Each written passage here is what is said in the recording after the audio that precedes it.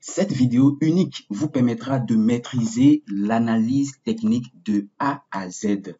À la fin de cette vidéo, vous allez maîtriser tous les éléments, tous les outils nécessaires pour faire l'analyse technique de façon efficace. Je vous demande de suivre cette vidéo sérieusement du début à la fin pour ne manquer aucun détail. Merci à tous ceux qui vont prendre 2 secondes pour liker la vidéo, la partager massivement, surtout s'abonner et nous rejoindre sur Telegram. Et sans plus tarder, on va rentrer directement dans le vif du sujet. Voici comment notre vidéo sera structurée. À chaque fois, nous allons voir les éléments importants de l'analyse technique et nous allons voir les outils nécessaires pour pouvoir appliquer ces éléments, pour pouvoir maîtriser ces éléments-là. Vous voyez? Et ça, on va les voir sur les graphiques. Donc, on prend le contexte de marché. Voici les outils, les éléments pour pouvoir, quelques outils pour pouvoir maîtriser, analyser efficacement le contexte de marché. Et surtout, on va voir l'utilisation efficace de ces outils-là. Pareil pour les zones d'intervention. Voilà, donc dans un premier temps, on va parler de contexte de marché, les outils pour les maîtriser, ainsi de suite. On va parler de zones d'intervention, c'est-à-dire les zones d'attaque. Okay? Les outils pour pouvoir analyser efficacement les zones d'attaque, on va les voir sur les graphiques et comment utiliser efficacement ces zones d'attaque, comment utiliser efficacement les supports résistance, supply, demande, ligne de tendance. On va voir ensuite les confirmations, ok? Les outils pour pouvoir analyser efficacement les confirmations, on a les figures chartistes, on a les chandeliers, on va voir tout ça sur le graphique, on va voir aussi leur utilisation efficace. On va voir comment entrer en position.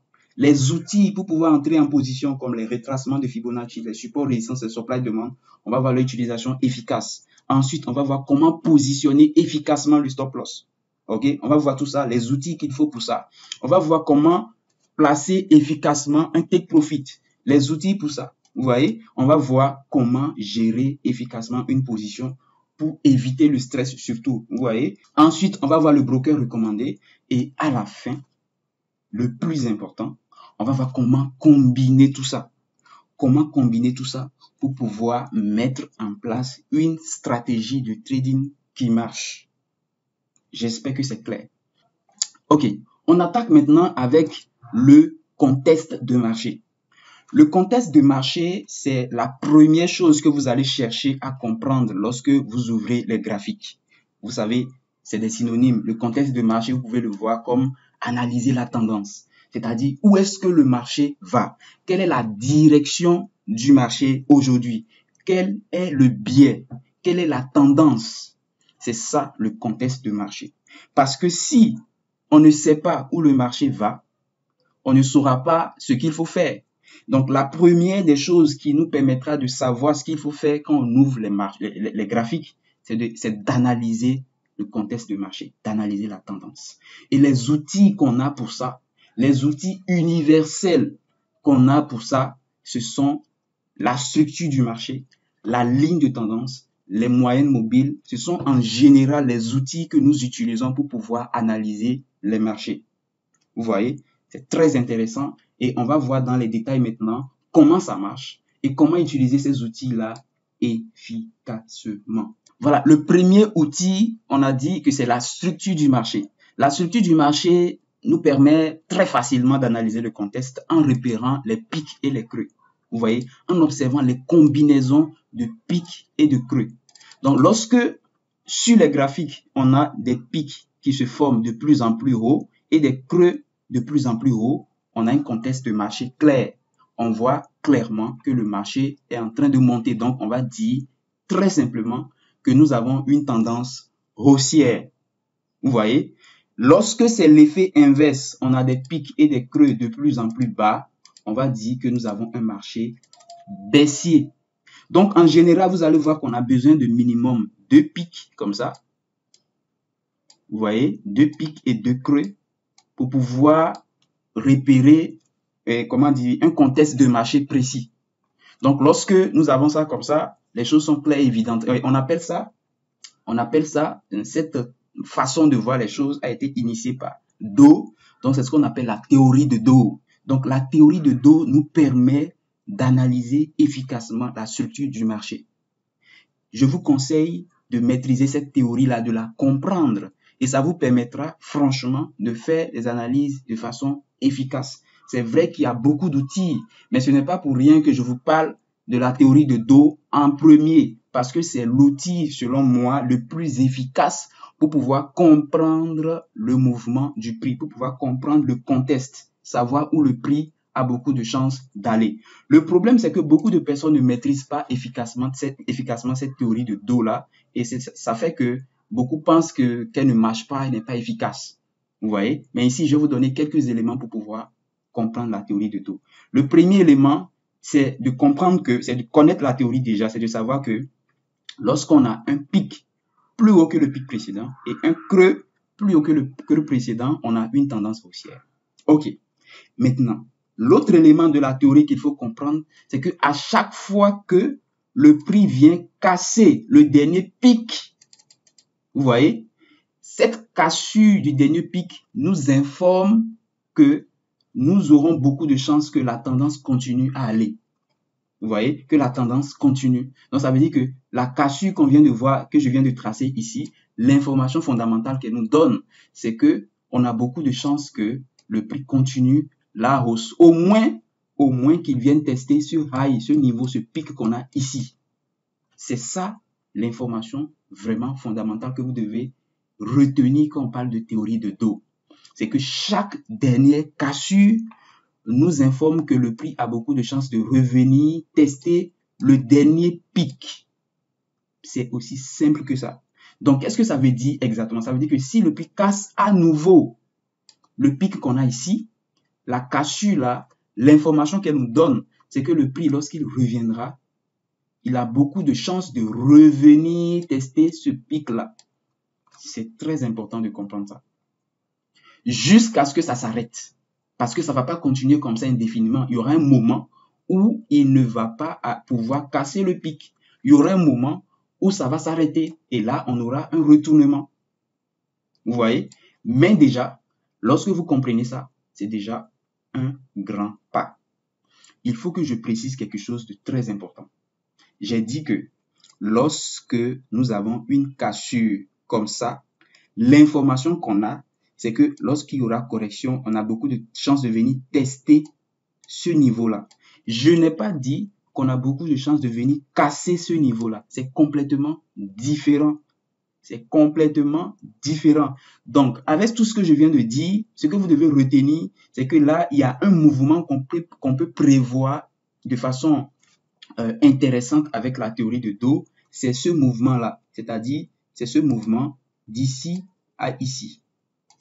Vous voyez? Donc, ça veut dire que cette cassure-là nous informe que, OK, si le prix revient et qu'il réagit sur un niveau précédent, ce mouvement-là peut être prédit de façon simple, et même efficace quand on a les outils qu'il faut.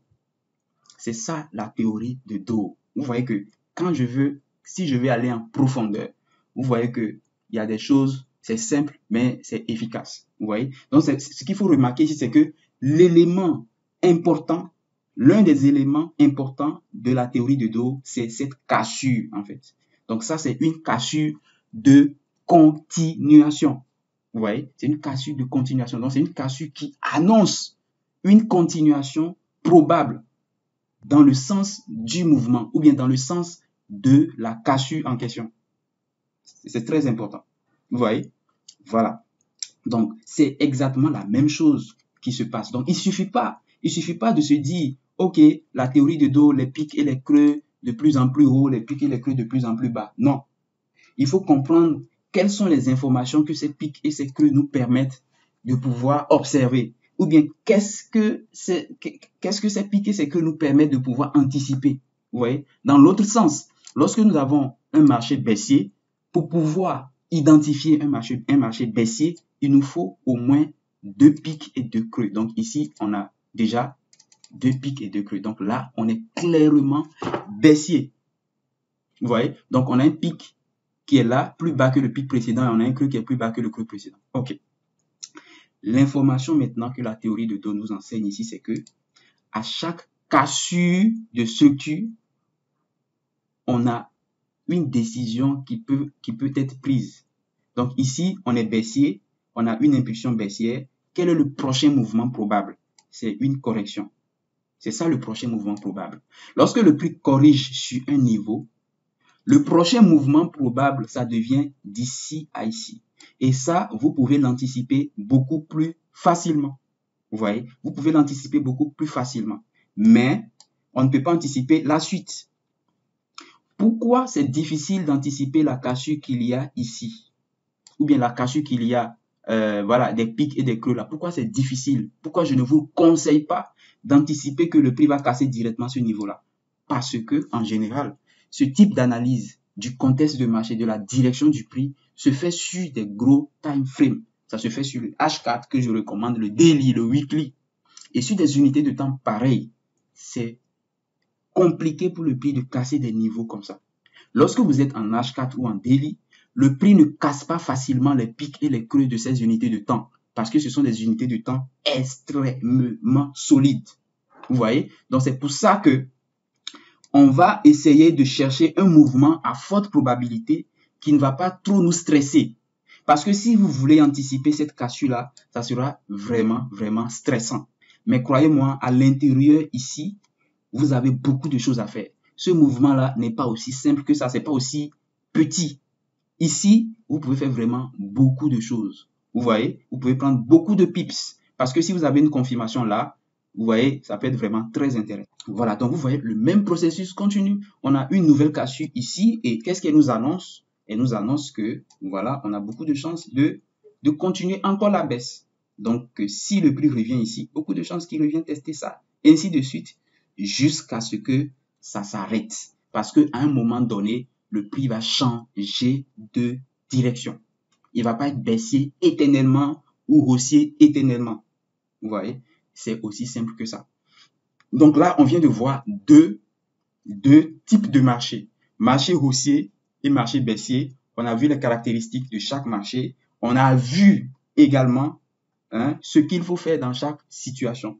Maintenant que tout ça est clair, vous devez comprendre qu'il y a un dernier type de marché. C'est un marché en consolidation. Le marché en consolidation ou en range, c'est un marché où il ne se passe pas grand chose. C'est-à-dire que le prix ne monte pas, le prix ne descend pas. Le prix, il est quasiment au même endroit. Il fait ce qu'on appelle du surplace. Donc, on a le prix qui fait ça. Vous voyez, voilà, il est quasiment au même endroit. Et c'est pas les pics et les creux à ce niveau sont quasiment horizontales. Vous voyez, donc on a un truc comme ça, il peut y avoir des débordements, ainsi de suite. Vous voyez, donc ça c'est un marché en range. Et souvent vous allez voir que c'est facile de tracer, voilà, une ligne comme ça pour pouvoir encadrer en fait cette consolidation. Donc vous allez voir qu'on a généralement un rectangle. Qu'est-ce qu'il faut faire dans des situations comme ça? Ce qu'il faut faire, c'est de laisser le marché se décider. C'est de laisser le marché commencer à être comme ça ou dans l'autre sens aussi, ou haussier. Parce que là, on n'est dans aucun sens. Laissez le prix prendre une décision. Donc, lorsque le prix casse là, il vous informe qu'il veut être baissier. Ou lorsque le prix casse ici, il vous informe qu'il veut être haussier. Vous voyez? Et remarquez ici qu'il y a encore un élément qui revient. C'est cassure. C'est le fait de casser. Ça montre à quel point que la cassure, cette notion de cassure est vraiment très importante dans le trading. Parce que à chaque fois, en général, à chaque fois, vous aurez besoin d'une cassure pour pouvoir prendre certaines décisions. Qu'il s'agisse d'analyser la direction, qu'il s'agisse de confirmation, qu'il s'agisse de d'autres choses. La cassure de structure est très importante. Vous voyez, dans ce type de cassure, lorsque le prix casse un niveau important comme ça, on appelle ça cassure de structure. Vous voyez?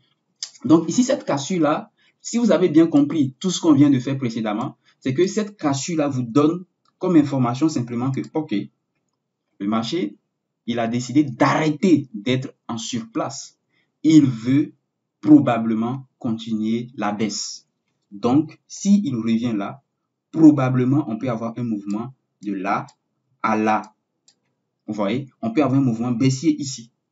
Et ensuite, s'il casse à nouveau, on peut avoir encore, lorsqu'il va corriger, un mouvement baissier de là à là. Vous voyez? Donc, vous voyez qu'à chaque fois, il y a la cassure qui revient, qui revient, qui revient.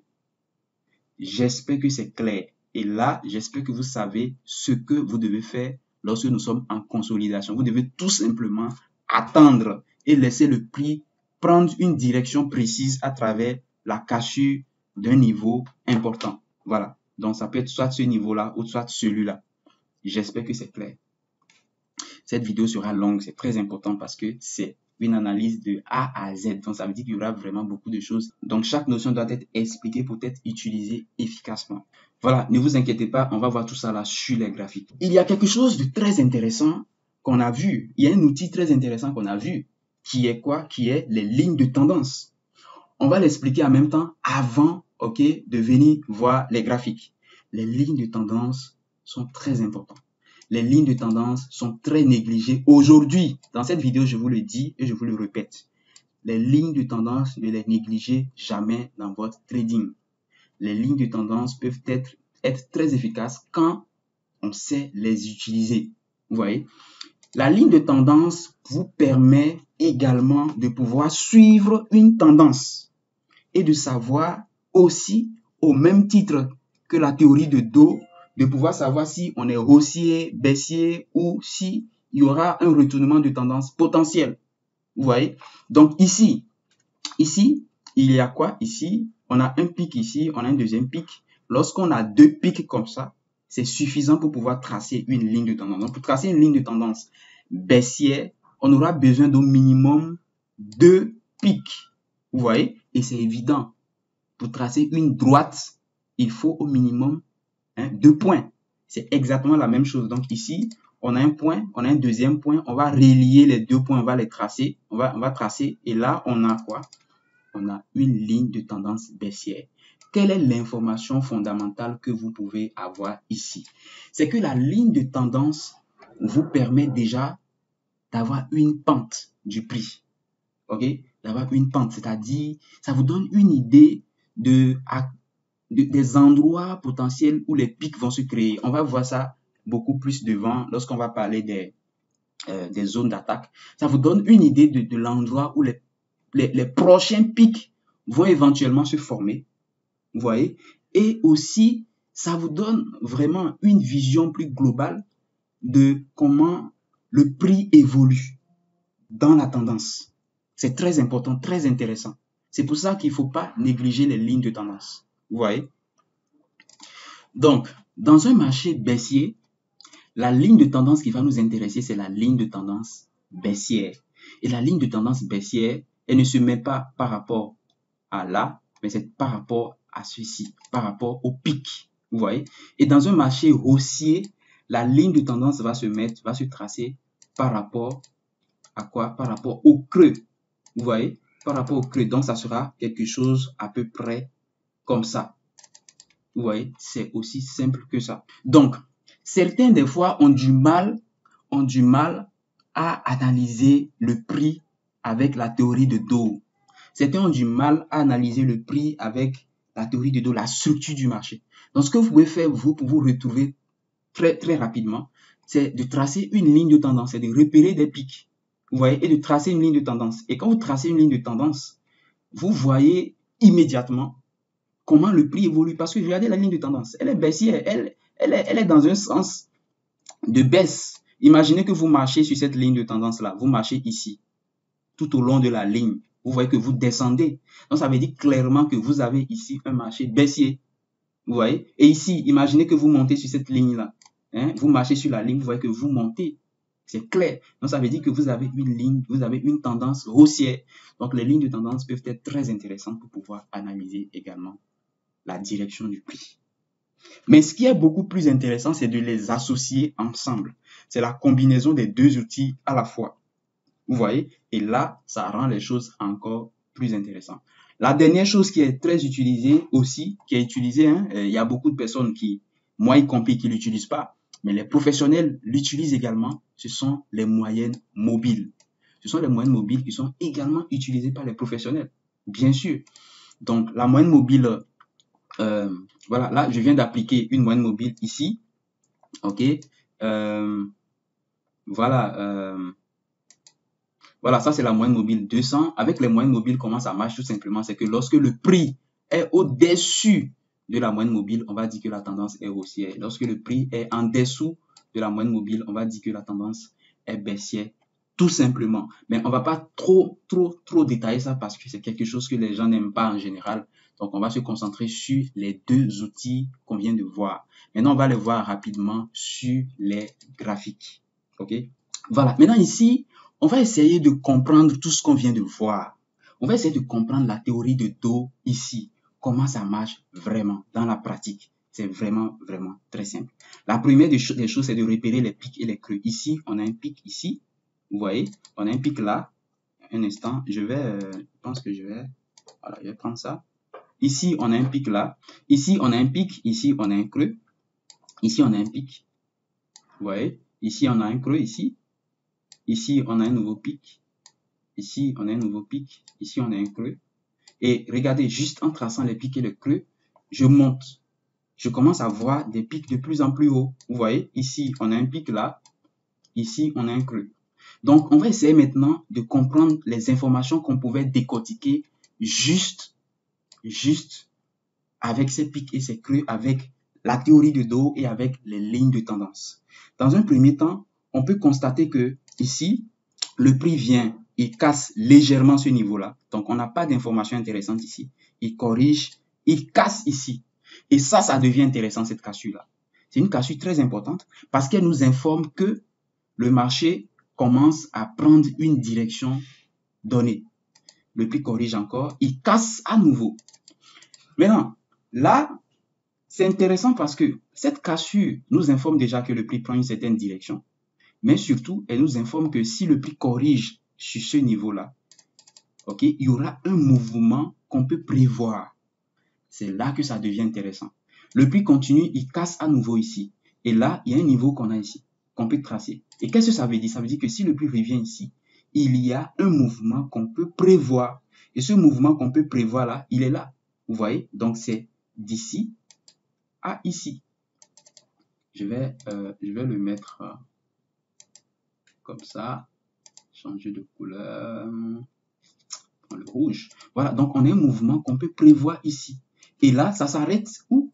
Ça s'arrête exactement ici. On ne va pas essayer d'abuser. On ne va pas abuser. On sait que dans cet espace-là, on peut faire beaucoup de choses. Le prix fait quoi? Le prix ne s'arrête pas là. Il continue, il corrige à nouveau, il vient sur un niveau important. Et là, n'oubliez pas, c'est que déjà cette cassure qu'on avait ici, cette cassure qu'on avait derrière ici, nous donnait aussi une information fondamentale. C'est que il y a ce mouvement. Maintenant, quand on continue, on casse à nouveau, on a encore une nouvelle information fondamentale. C'est que lorsque le prix reviendra sur ce niveau-là, à partir de ce niveau-là, on aura encore un mouvement prévisible. Et le mouvement prévisible, à nouveau, ça sera de là à là. Vous voyez, c'est comme ça, ainsi de suite. Vous voyez, on continue. Hein? Le prix casse encore ce niveau qu'il y a ici. Et quand il vient, il corrige. On a un mouvement prévisible. Vous voyez, ça continue comme ça jusqu'à ce que ça s'arrête. Vous voyez, il corrige, il ne vient pas trop loin. Il fait ça et il se retourne finalement. Vous voyez, c'est exactement comme ça. Vous pouvez analyser les marchés en utilisant étape par étape la structure, la théorie de dos, la compréhension des cassures, l'information que les cassures vous donnent. Vous voyez. Maintenant, ce qui est intéressant ici, c'est qu'on pouvait tracer une ligne de tendance pour pouvoir avoir une idée de comment le prix se comporte globalement, pour pouvoir avoir une idée de comment le prix évolue. Vous voyez. Donc ici, on avait deux creux qu'on pouvait lier. Vous voyez, le prix revient et réagit ici encore, ainsi de suite. On pouvait même tracer encore une autre ligne ici pour pouvoir voir comment le prix évolue. Vous voyez. Voilà. Donc ça, c'est pas mauvais du tout. J'espère que c'est clair. Nous venons de voir le contexte de marché, on a compris comment ça marche. Et surtout, ce qu'il ne faut pas oublier ici dans le contexte de marché, c'est l'utilisation efficace. L'utilisation efficace, c'est de comprendre qu'il y a ici la cassure qui est très importante et le mouvement prévisible qu'on peut avoir lorsqu'on a une cassure donnée. Vous voyez, lorsqu'on a une cassure, lorsqu'on a la structure, la direction qui est claire, quel est le mouvement que nous pouvons prédire avec la théorie de dos et la structure du marché. Et ça nous permet d'utiliser efficacement ces outils-là pour analyser le contexte de marché. Maintenant que ça c'est clair, nous allons voir maintenant les zones d'intervention ou ce que j'aime appeler les zones d'attaque. Les zones d'attaque, c'est que dans un premier temps, on a une idée claire de là où on veut aller. Maintenant, la question c'est où est-ce que nous allons nous positionner? Sur quel niveau de prix nous allons nous positionner pour pouvoir aller dans le sens, dans la direction du contexte de marché qu'on avait déterminé. Vous voyez, les outils que nous avons à notre disposition pour pouvoir analyser efficacement les zones d'attaque sont des outils très connus comme les supports et résistances, les supply, demande zone et les lignes de tendance. Ce sont les outils qu'on utilise pour pouvoir analyser très efficacement les zones d'attaque. Mais, il y a un problème très important. C'est de comprendre à quel moment ces outils ont beaucoup de chances de marcher. Dans quelle situation les supports résistance ont beaucoup de chances de marcher? Dans quelle situation les supply et demande zone ont beaucoup de chances de marcher? Dans quelle situation les lignes de tendance ont beaucoup de chances de marcher? C'est surtout lorsque ces outils sont combinés avec le contexte. C'est lorsque ces outils sont choisis dans la direction du marché. Vous voyez, dans la direction du mouvement prévisible. Si ces outils-là ne sont pas utilisés dans ce sens-là, elles ont moins de chances de marcher. C'est très important. Dans ma formation, j'enseigne des techniques encore plus avancées et plus efficaces pour pouvoir maîtriser ça, c'est-à-dire pour pouvoir avoir des zones d'attaque qui ont encore beaucoup de chances, beaucoup de chances de marcher. Et si vous voulez en découvrir plus, le lien est dans la description pour vous inscrire. Maintenant, allons voir sur les graphiques comment utiliser, repérer ces outils-là déjà et comment les utiliser efficacement. Déjà, on avait dit qu'une tendance haussière était caractérisée par quelque chose comme ça. Je vais supprimer et retracer ça. On avait dit que lorsqu'on avait des pics et des creux de plus en plus hauts, on avait une tendance haussière. OK? Ce que vous devez comprendre là, c'est quoi? C'est que, comme on l'avait dit, chaque cassure nous permet de prendre une décision dans le sens de la tendance. Donc ici, si on veut tracer déjà les supports et résistances, on a ça qu'on peut tracer comme support-résistance. On a ça aussi qu'on peut tracer comme support-résistance. Donc ça, c'est une résistance qui peut devenir support. Résistance qui est devenue support. Vous voyez? Et donc là, dans une tendance haussière, qu'est-ce qui nous intéresse vraiment? Déjà, c'est qu'il faut savoir repérer les supports et résistances et les supply et demande zones qui nous intéressent. Ici, déjà, voici le niveau, disons l'impulsion qui nous intéresse, c'est ça, c'est de là à là. Vous voyez cette impulsion-là, c'est elle qui nous intéresse. Je vais la mettre, il n'y a pas plus gros que ça. Donc, c'est l'impulsion-là qui nous intéresse. Donc, en fait, les zones qu'on va chercher vont être à l'intérieur de cette impulsion-là. Donc, ça veut dire qu'en descendant, on sait qu'en descendant, le prix va s'appuyer sur un niveau avant de continuer la hausse. Donc, la question qu'on va se poser ici, c'est quel est le premier niveau sur lequel le prix va s'appuyer? Donc, on a ça. Je vais supprimer ça. On a ça. Le premier niveau là, c'est sur lui que le prix peut s'appuyer. Donc, ça, c'est une zone d'attaque importante. Vous voyez? Donc, ensuite, quel est le niveau qui peut nous intéresser encore? C'est la zone qu'il y a ici, la demande zone qu'il y a ici. C'est la deuxième zone très importante où le prix peut réagir. Maintenant, quel est le dernier niveau qui peut nous intéresser? C'est la ligne de tendance. Donc, c'est ça. Beaucoup, en fait, ne comprennent pas certaines choses. Beaucoup négligent les lignes de tendance, mais il ne faut pas critiquer ceux qui l'utilisent. Pourquoi je dis ça? Parce que dans beaucoup de cas, le prix viendra aussi réagir sur la ligne de tendance et continuer le mouvement. Ça arrive ou pas? Ça arrive dans même beaucoup de situations. Donc, si vous avez des techniques pour les utiliser, n'hésitez pas, tout simplement. Vous voyez, à l'intérieur de cette impulsion-là, on a pu repérer nos zones d'attaque. Donc, ça veut dire qu'on n'a pas besoin de ça, par exemple, de ce niveau-là, par exemple. C'est-à-dire, comment je vais tracer ça? On n'a pas besoin de ce niveau qu'il y a en bas ici, par exemple. Non, ce n'est pas vraiment nécessaire. Vous voyez, on n'a pas besoin d'un autre niveau qu'il y a plus bas. Ce n'est pas vraiment nécessaire. Puisque là, nous voulons acheter.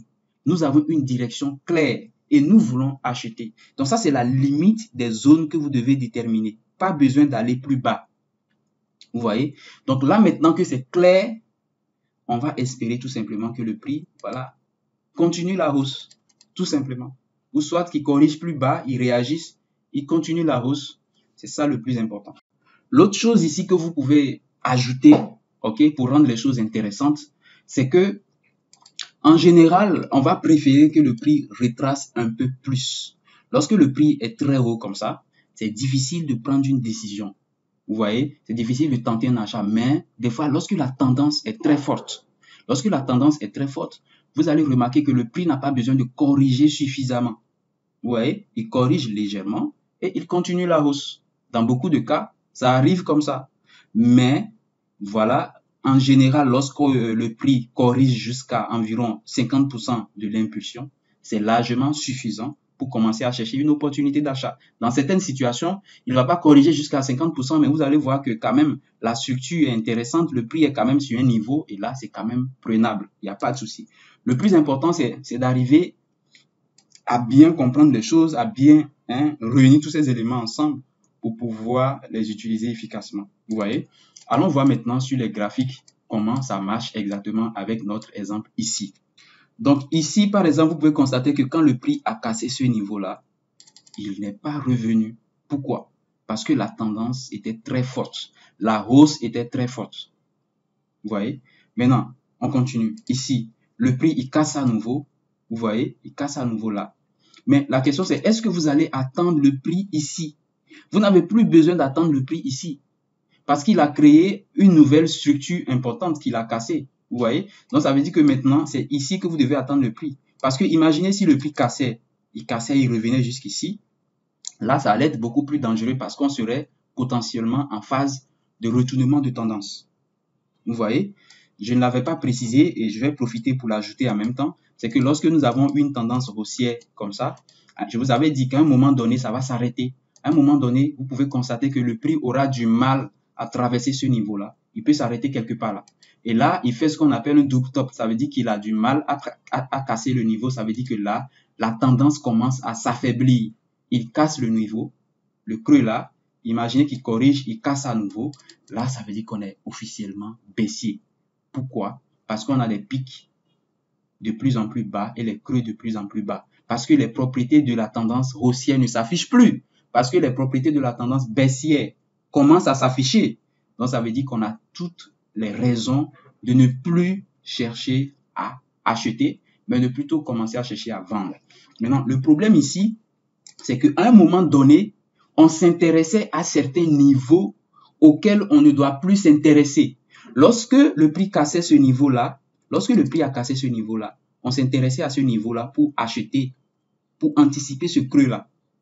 Maintenant que le prix il est parti, le niveau-là ne nous intéresse plus. Je vais le tracer, mais vous allez comprendre qu'il ne nous intéresse plus pour acheter. Donc, on continue ici.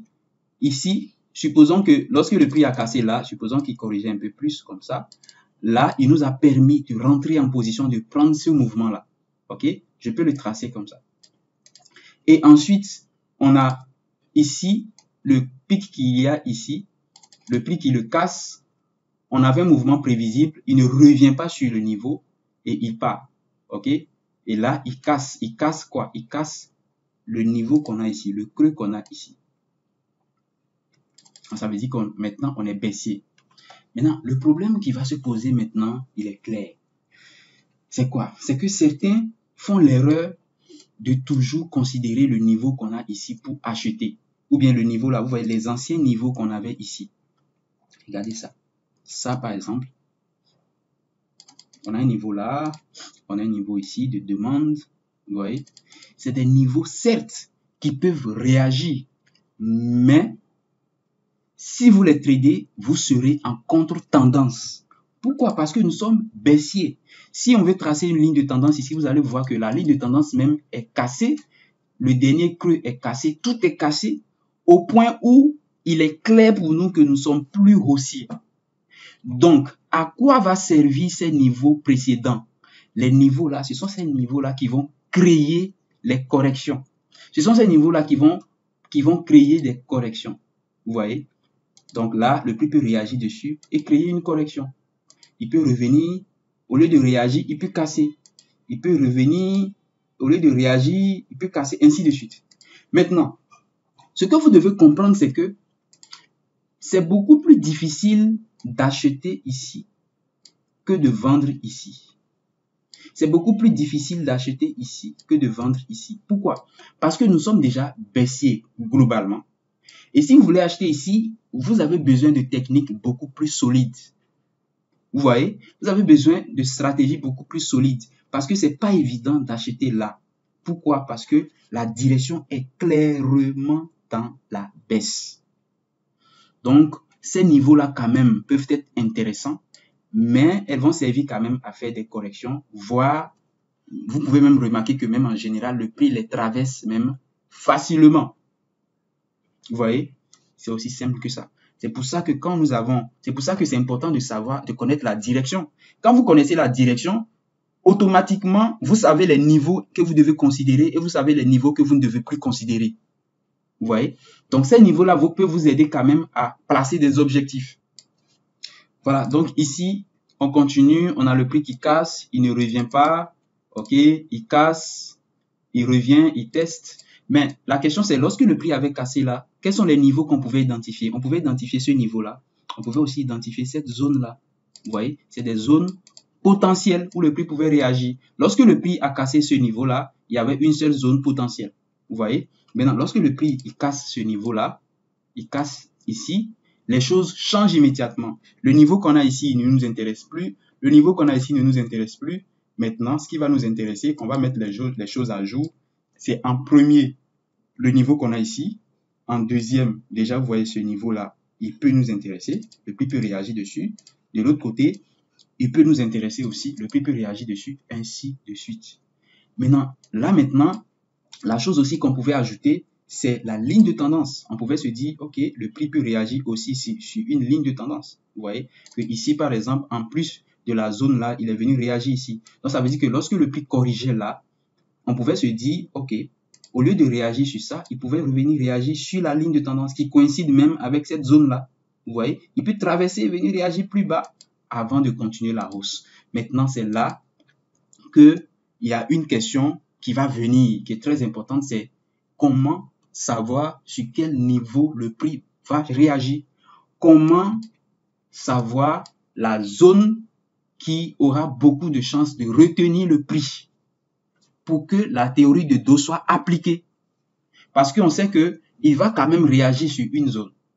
Et c'est là que nous allons ajouter la notion de confirmation.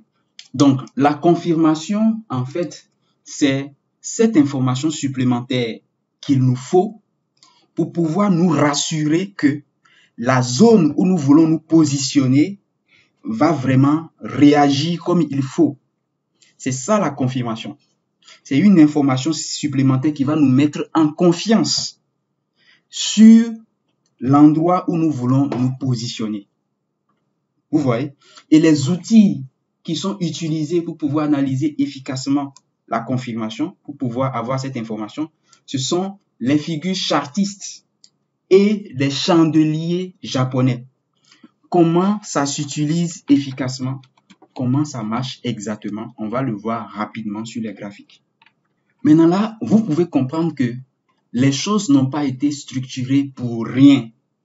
C'est-à-dire que je n'ai pas commencé cette vidéo en parlant de confirmation. Je n'ai pas commencé cette vidéo en parlant de zone d'attaque. J'ai commencé en parlant de contexte de marché d'abord, de direction. Donc, ça veut dire que d'abord, on veut forcément avoir une direction claire. Ensuite, on va chercher une zone d'attaque où on a beaucoup de chances que ça marche, que le prix réagisse. OK? Et une fois que la zone d'attaque est déterminée, ce n'est qu'en ce moment-là qu'on va parler, on va penser à confirmer. Vous voyez, ce n'est qu'en ce moment-là qu'on va penser à une confirmation. Il y a beaucoup de personnes qui cherchent les confirmations dans le vide, qui cherche les confirmations en l'air. Ça ne se fait pas. Toute confirmation doit se chercher sur une zone donnée et surtout sur une zone qui est dans le sens de la direction. Et c'est de cette façon-là qu'on a beaucoup de chances que ça marche. J'espère que c'est clair. Ici, par exemple, on peut constater que dans un premier temps, le prix a cassé un niveau important. Et au moment où le prix casse ce niveau-là, quelle était la direction? La direction était la hausse. Et le prix, il a été haussier. Regardez, il a fait une mèche et il est revenu jusqu'ici, jusqu'au mouvement prévisible. Lorsque vous ne savez pas ça, vous allez espérer beaucoup plus que ce que le prix peut vous donner. Remarquez très bien qu'il est venu jusqu'au mouvement prévisible. Lorsqu'on va parler des take profit, je vous dis pourquoi j'ai choisi ce niveau comme mouvement prévisible et non la mèche qu'il y a ici. Donc, remarquez que le prix, il est venu tester ce niveau-là. Donc, ça veut dire que si on avait eu, dans un premier temps, une confirmation ici, on aurait pu acheter pour profiter de ce mouvement prévisible-là. Qu'est-ce qui se passe ensuite? On vous a dit que la tendance, elle n'est pas éternelle. À un certain moment, le marché va se retourner. OK? Il vient ici. Regardez, il casse ce niveau-là. Il casse le niveau qu'on a ici. OK? Et là, en cassant, il laisse une zone ici. Cette zone-là, cette grande zone, cette supply zone. Donc, l'information qu'on a ici, c'est que le prix peut réagir sur cette zone-là pour continuer la baisse. Vous voyez? Et là, il est venu réagir. Maintenant, quelle est l'information qu'on aurait pu avoir ici avant de vendre? Et c'est ça qu'on appelle la confirmation. Donc, ici, les informations qu'on peut chercher, ça peut être les double top, les figures chartistes, vous les connaissez. Les double top, c'est-à-dire que le prix fait un top, il fait un deuxième top, il casse la ligne de coût et vous cherchez à rentrer quelque part ici pour la baisse. Vous voyez, il y a plusieurs figures, il y a plusieurs types de double top. Il peut faire ça, il casse légèrement, il casse là, vous rentrez ici. Voici une autre figure de double top. Vous voyez, l'autre information que vous avez ici, c'est le prix qui fait ça. Il ne casse pas, il fait ça et on a ça. Donc, ici, si vous observez très bien, vous allez voir que les double top, en fait, ce sont également des figures qui peuvent être bien comprises avec la théorie de Dow. Ça veut dire que ici, dans un premier temps, on a fait un pic plus haut que le pic précédent. Vous voyez, on s'attendait à ce que le prix, je vais changer de couleur rapidement, on s'attendait à ce que le prix vienne tester ce niveau-là pour continuer la hausse, mais malheureusement, il ne le fait pas. Il casse plutôt ce niveau-là.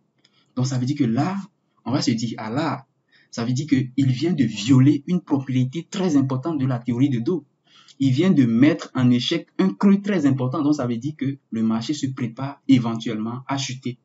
Donc, c'est une information capitale pour nous comme confirmation. Vous voyez? Parce que là, on voit que le prix, à partir de ce niveau-là, il arrête de respecter les propriétés de la hausse, qui était de faire des pics et des creux de plus en plus haut. Donc, ce creux-là était donc très important pour nous. Vous voyez? Parce que c'est ce creux-là que le prix ne devrait vraiment pas briser. Et là, il le brise. Et donc, ça veut dire que, attention, la baisse se prépare. C'est pareil pour ici. Ici, c'est aussi très intéressant. C'est que ici, déjà, l'information qu'on a ici, c'est que vous voyez que là, le prix, il n'arrive même pas à casser ce pic-là. Ici, il a cassé le pic. Donc, la cassure là nous faisait comprendre qu'on pouvait monter. Mais ici, il n'arrive même pas à le faire. Quelle est l'information qu'on a ici? L'information fondamentale ici, c'est que déjà, lorsque le prix, il est là, on sent qu'il y a une faiblesse dans la hausse. On sent que la hausse s'affaiblit. Et pour empirer la situation, on voit que le prix casse ça.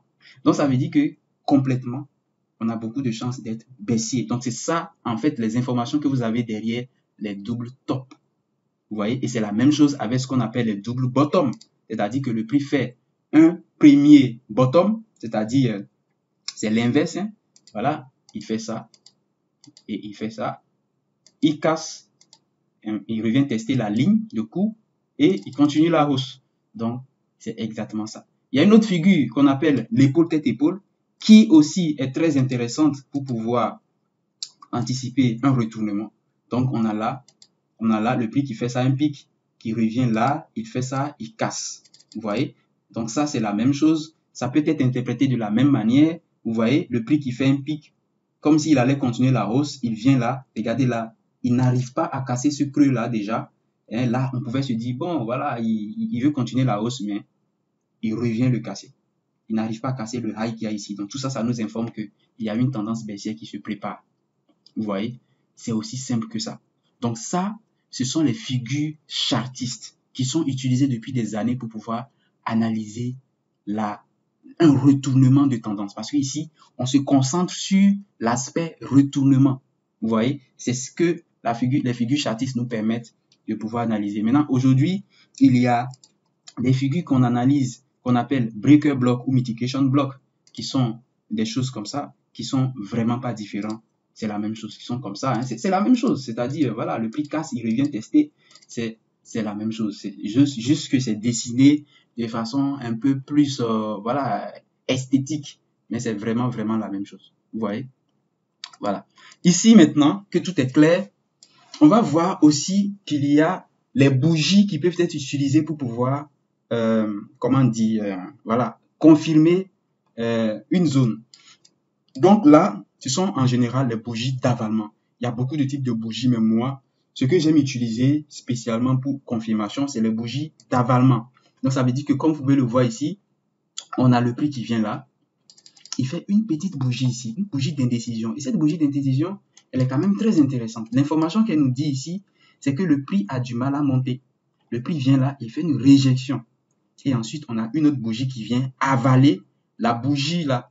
Donc, lorsqu'on a une bougie comme ça, l'information qu'on a, c'est que on a le prix qui se prépare à aller dans notre direction.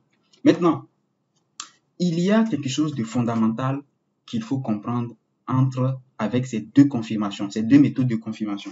Il y a quelque chose de fondamental, de très très important qui change tout. Il ne faut jamais faire l'erreur là. Ok? C'est que lorsque nous voulons utiliser des confirmations de figures chartistes, ok, donc on a une zone comme ça où le prix casse, on veut acheter ici. Lorsqu'on veut utiliser une confirmation de figure chartiste, on ne peut, dans 90% des cas, on ne peut pas avoir la confirmation là sur l'unité de temps sur lequel on analyse la direction. Donc ça veut dire que si là on a une structure H4, ok, pour pouvoir avoir la confirmation double bottom, vous voyez, cassure de structure, tout ça là, on ne peut pas l'avoir en H4 sur cette zone là. Il faut descendre, il faut aller voir en bas, parce que ici nous avons besoin que le prix affiche une structure. Nous voulons analyser en fait la structure ici. Vous voyez, nous voulons voir un truc comme ça, une cassure, vous voyez, et là, ce n'est pas possible de l'avoir sur le même unité de temps. Donc, ce qu'il faut faire, c'est de descendre. C'est de descendre. Et surtout, le problème là, quand vous descendez, c'est d'arriver à repérer le meilleur unité de temps. En général, on a pour règle de diviser par 4, par exemple. Donc, on se dit, si c'est le H4, c'est pas 4 ou bien pas 6. Si c'est le H4, on peut trouver la confirmation en M15, par exemple. Voilà, en M15 ou bien en H1. Non, en M15 ou bien en M30. Vous voyez. Si c'est en daily, on peut trouver un truc là, en H1, en M30, même en M15. Donc, franchement, c'est difficile de donner les unités de temps précises. Mais ce qu'il faut garder en tête, comme je le répète très souvent, c'est de repérer, en fait, l'unité de temps qui vous dessine la meilleure structure. Parce que dans certaines situations, vous allez voir que quand vous descendez, le graphique est trop bizarre. Vous voyez, on va le voir rapidement quand même avec des exemples. Et dans certaines situations, vous allez voir que c'est le meilleur. Et quand vous avez ça, vous savez que le tout est fait. Vous voyez. Maintenant, lorsqu'il s'agit de confirmation de bougie, en général, il faut l'attendre sur les mêmes unités de temps. Donc, ça veut dire que là, si on est sur le D1 et qu'on a une cassure de structure ici, pour avoir une confirmation de bougie ici, ça ne sert à rien d'aller voir ailleurs. Il faut rester sur le D1, attendre un avalement de bougie sur le D1 avant de prendre une décision. Et là, vous aurez fait quelque chose de très efficace. Vous voyez? J'espère que c'est clair. Voilà, donc on va voir un exemple clair ici. Déjà pour la bougie, vous pouvez voir que là déjà ici, on a comment dire là, on a l'avalement de bougie qui est là. qui est clair. Mais l'avalement, il est où? Il est sur quelle unité de temps? Vous pouvez voir que là, on est en H4 et l'avalement est en H4. On n'a pas besoin de descendre. On reste sur le H4, on a notre avalement. Et qu'est-ce qu'on fait tout simplement? On prend la position. C'est aussi simple que ça. Vous voyez? On va aller un peu plus haut. Vous allez voir ce que je dis. On va aller un peu plus haut. On va prendre des grosses unités de temps. Voilà. Regardez ici, c'est le weekly. Donc, le prix, regardez comment ça marche très bien, mais c'est sur les grosses unités de temps. Le prix qui corrige, ici, il ne corrige pas bien. Il fait un avalement et ça, c'est suffisant pour une confirmation de bougie. Vous voyez, ici, il vient sur ce niveau-là. Il fait une confirmation et il vient tester le mouvement prévisible. Il vient tester le mouvement prévisible. Regardez là, il continue. Ici, il fait l'avalement, mais il a déjà comblé le mouvement prévisible. Ici, il fait l'impulsion, il vient, il fait l'avalement, et là, on a un mouvement prévisible. Ici, il fait ça, il vient, il fait un avalement. Ici, on a un mouvement prévisible. Ainsi de suite. C'est aussi simple que ça. Regardez ici, il vient, il corrige. Est-ce qu'il vous donne un avalement? Rien. Donc, il y a eu probablement rien à faire. Vous voyez? C'est aussi simple que ça. Il casse, il revient tester le niveau. Vous voyez? Il fait un avalement. Bon, ici, il ne fait pas d'avalement. Il continue ainsi de suite. Donc, vous voyez que juste cette méthode de confirmation, quand elle est bien utilisée sur les mêmes unités de temps que la direction et que la zone d'attaque. Donc, ça veut dire que pour l'avalement de bougie, on est sur le daily, on a la direction. On est sur le daily, on a la zone d'attaque. On est sur le daily, on a l'avalement. C'est bon. Vous voyez? C'est aussi simple que ça. Maintenant, vous pouvez voir que ça, c'est beaucoup plus facile. Mais quand il s'agira maintenant de confirmation structure double top, c'est là que les choses vont être un peu plus compliquées. Pourquoi ça va être compliqué déjà? Parce qu'il va falloir repérer l'unité de temps idéale. L'unité de temps idéale pour la confirmation, c'est ça le plus difficile ici. Beaucoup ratent les confirmations, beaucoup font des erreurs, prennent des stop loss avec les confirmations, parce que déjà beaucoup préfèrent les confirmations de structure, c'est-à-dire c'est-à-dire une tendance, c'est-à-dire un retournement. Les confirmations comme ça, on a une baisse, le prix fait ça, il casse la structure, on rentre, on buy. La plupart, c'est ce type de confirmation que les gens cherchent. Maintenant, la plupart de ces gens-là, ils prennent des stop loss. Pourquoi? Parce qu'ils n'arrivent pas à repérer l'unité de temps idéale pour atteindre cette confirmation. Pourquoi c'est important de repérer l'unité de temps idéale? Parce que il y a un problème, c'est quoi? C'est que c'est très facile pour le prix de faire une cassure de structure. La cassure de structure, comme vous le voyez comme ça, c'est-à-dire un double top, double bottom, tout ça là, c'est très facile pour le prix de le faire. Vous voyez, il suffit qu'il y ait une petite hausse. Le prix va forcément casser une structure. Regardez, imaginez que le prix, il est en train de chuter et qu'il veut faire une hausse. Il va forcément casser certaines structures. Donc, ça fait que si vous repérez des unités de temps très basses, si vous avez la confirmation en H4, si vous avez la zone en H4 et vous descendez très bas comme en M1 pour avoir une confirmation, ce qui va se passer, c'est que la cassure de structure, elle va être prématurée. Elle va arriver très tôt. Tellement tôt que vous allez penser que c'est le bon mouvement et finalement, vous allez prendre un stop loss. Si vous prenez une unité de temps très hausse, très proche du H4, vous ne pouvez pas avoir une confirmation de ce type-là. Donc maintenant, c'est ça la difficulté, c'est d'arriver à repérer l'unité de temps. Et là, c'est l'expérience qui va jouer. Vous voyez? Maintenant, voici quelques pistes pour pouvoir bien gérer cette situation. OK? Ok, ici, vous pouvez voir qu'on a quelque chose de très intéressant. Regardez ça. Ici, on a le prix qui casse un niveau important. Il revient sur le niveau. Ok? Le prix revient sur le niveau et déjà, on veut une confirmation. Il y a un problème. Regardez la bougie là, elle est tellement grosse que si le prix l'avale, il n'y aura pas, on ne pourra plus avoir de trade. Donc ça, c'est une situation où on est un peu obligé de descendre plus bas. Ok? Maintenant, ici, je vais vous montrer ce que j'appelle confirmation prématurée. Ok? Confirmation prématurée. Ici, vous pouvez vous dire que vous allez chercher très bas. Venons voir en H1. On est en daily, hein? On vient voir en H1. Regardez en H1 ici. C'est pas assez clair. Mais ici, le H1 a l'air un peu mieux. Vous voyez? C'est pas bien descendu, quoi. Vous voyez qu'il a fait ça, il a recassé. C'est pas vraiment ce que je veux. Maintenant, allons plus bas. C'est pour vous dire que ici, vous voyez que juste cette mèche-là, cette petite réaction ici, Même la réaction qu'il y a ici, là, vous voyez cette petite réaction ici, en M1, ça peut créer une cassure de structure déjà. Ici, déjà, vous pouvez avoir plusieurs cassures de structure qui seront prématurées, qui vont être tellement prématurées que si vous faites une entrée là, hein, vous allez prendre des stop loss. C'est l'erreur que beaucoup de personnes font. Vous voyez?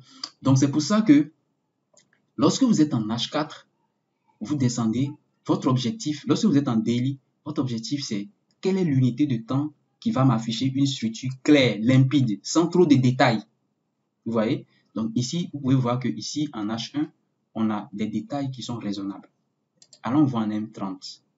Le M30, regardez, il est déjà trop écarté. Même le M30, il est déjà très écarté ici. Regardez, il y a trop d'informations ici. Ça veut dire immédiatement que le M30 ici n'est pas adéquat pour la confirmation. Parce qu'il y a trop de détails. Maintenant, quand vous ne savez pas ça, vous allez aller en M15. OK? Vous allez regarder comment il y a trop d'informations. Je suis obligé de dézoomer pour pouvoir tout voir. Ouais, il y a trop. Regardez comment tout c'est écarté. C'est trop écarté. Vous voyez? Regardez, je vais en M5. Ça devient de pire en pire. Ouais, ça devient de pire en pire. Il y a trop d'informations. Allons en M1, voici ça peut aller. Ça ne peut pas aller en M1. Allons en M2. Ça ne peut pas. Allons en M3. En M3, ça peut passer. Vous voyez?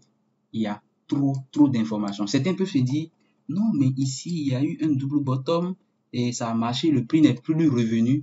Ah, attention, oubliez ça. Dans beaucoup de cas, ça ne marche pas quand vous descendez trop. Si votre unité de temps, si votre zone d'attaque est en M15 ou bien en M30 H1, vous pouvez venir en M5. Vous voyez? Et si c'est en M15, vous pouvez peut-être descendre jusqu'en M1. Mais si il y a trop d'écart entre les unités de temps, directement, vous allez avoir des confirmations prématurées. Et quand c'est prématuré, dans la plupart des cas, ça ne marche pas. C'est aussi simple que ça. Vous voyez? C'est aussi simple que ça. C'est quelque chose que vous devez vraiment, vraiment travailler. Vous devez entraîner vos yeux à repérer,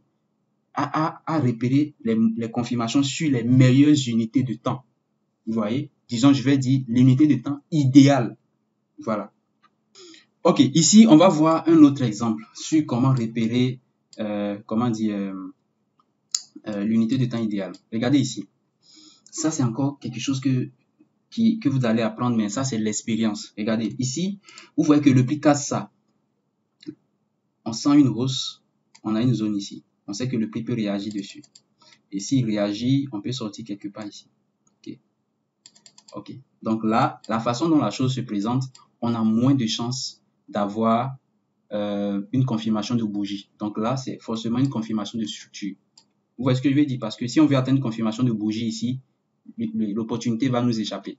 Ok, souvent c'est comme ça. Ok, maintenant, quelle est l'unité de temps qui va nous donner la meilleure structure pour pouvoir avoir le retournement? Ok, on vient ici, on vient en H1. On va chercher ça en H1.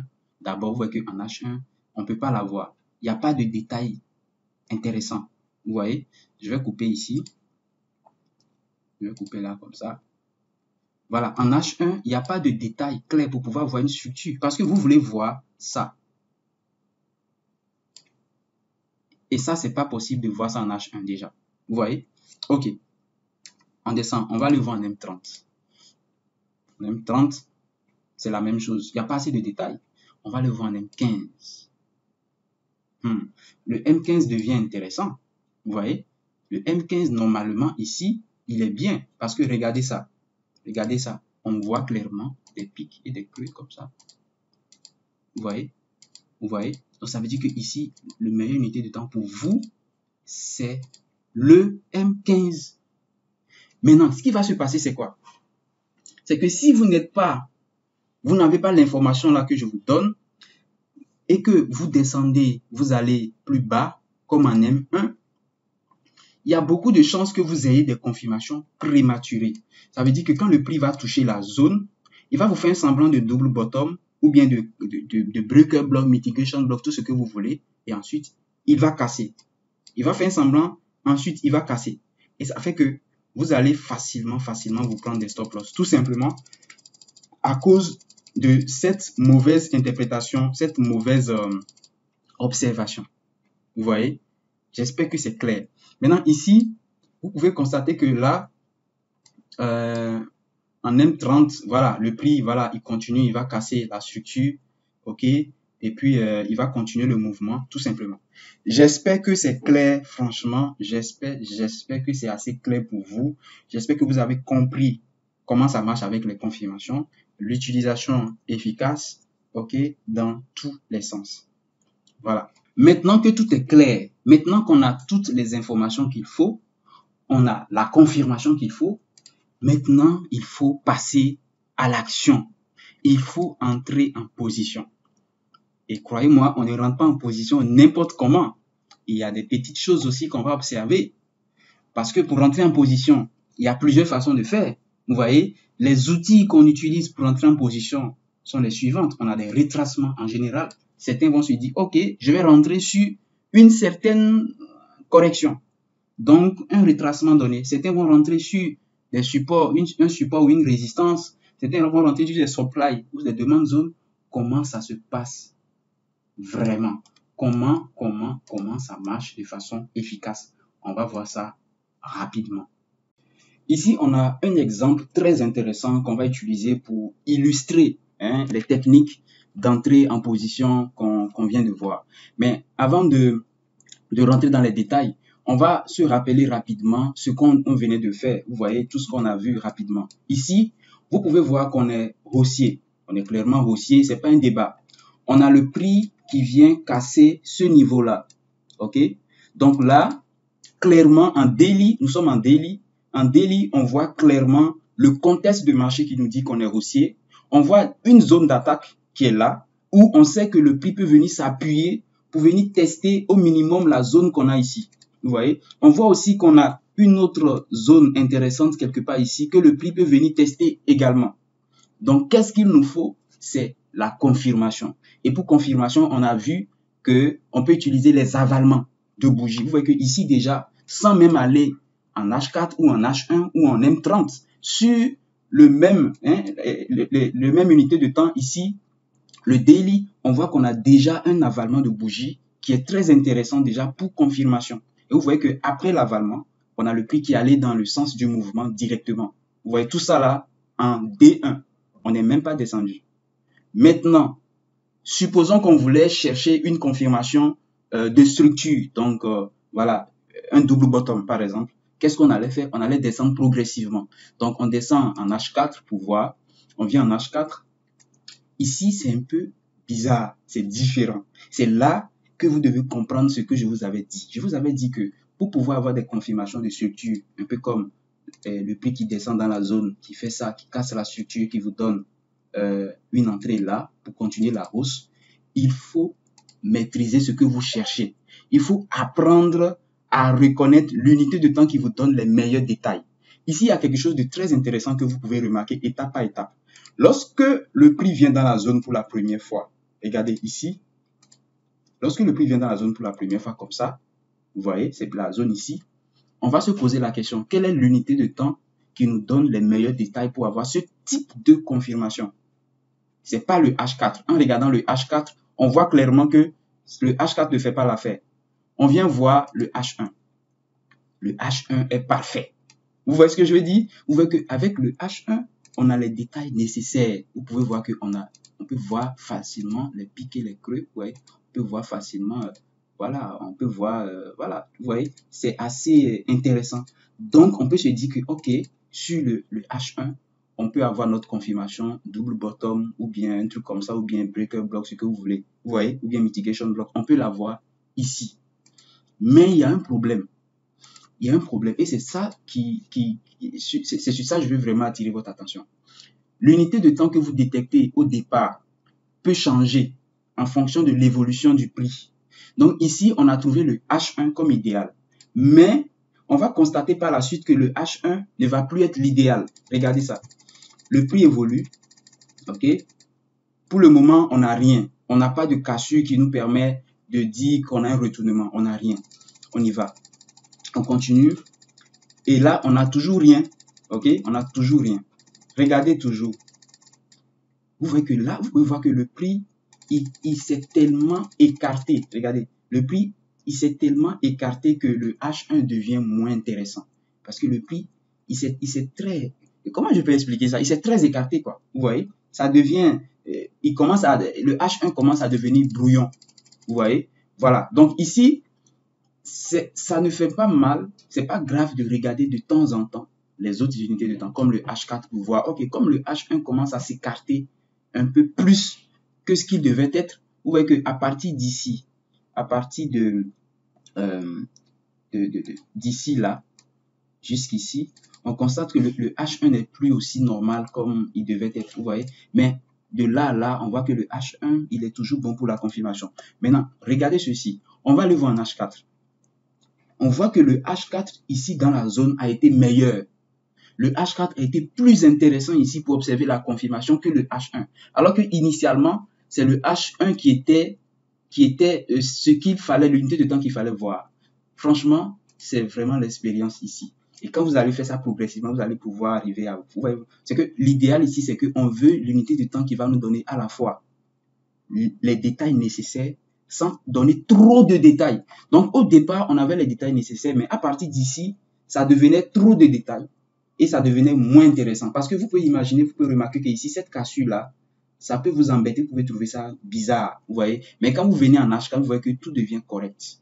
Donc, vous devez apprendre des fois à switcher d'unité de temps, à changer d'unité de temps pour pouvoir repérer ce qu'il y a d'adéquat.